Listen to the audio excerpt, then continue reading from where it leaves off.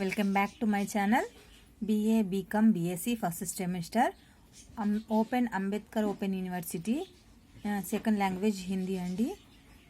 Hindi Aadhaar Pathyakram 1 total 2 hours time అండి. Total marks 60 అండి. ఇది మినిమం మార్క్స్ 24 వస్తే చాలు. ఖండ్ ఆ మార్క్స్ 3 into 16 18 అంటే ఇందులో నుండి ఈ 6 ఆన్సర్స్ ఉన్నాయండి. 6 క్వశ్చన్స్ నుంచి 3 ఆన్సర్స్ రాస్తే చాలు మీకు ఈజీగా మార్క్స్ వచ్చేస్తాయండి. ఇందులో నుండి ఒక క్వశ్చన్కి 6 మార్క్స్ అండి. అంటే మీరు ఒక ఆన్సర్ రాస్తే 6 మార్క్స్ వస్తాయండి. निम्नलिखित प्रश्नों में से किन्हीं 3 प्रश्नों के उत्तर लिखिए.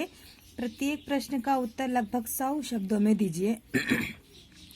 प्रत्येक प्रश्न के लिए 6 अंक निर्धारित है.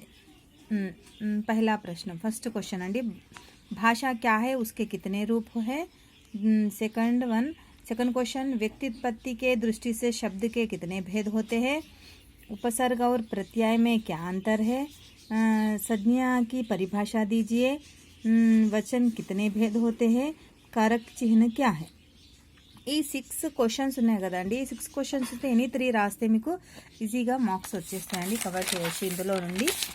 Next Khand marks 3 into 10 30 marks అండి.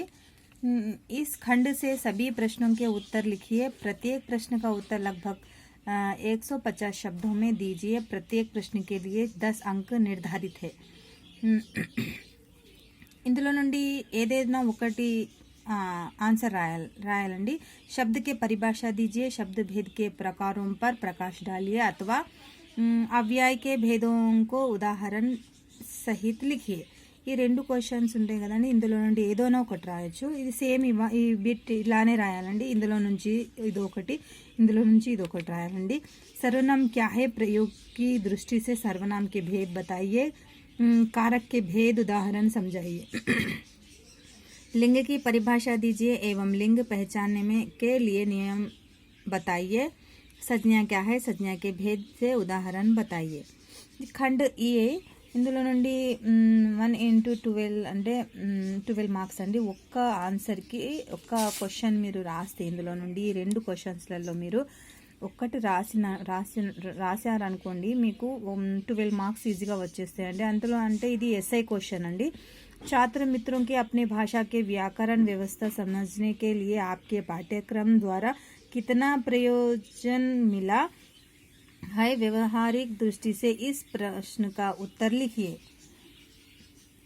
कोई भी छोटा सा वार्तालाप अपने शब्दों के लिए लिखिए और उसके अंतर्गत विशेषक चिन्ह, संज्ञा, सर्वनाम, लिंग तथा वचनों का प्रयोग कहाँ पर हुआ है सविस्तार बताइए.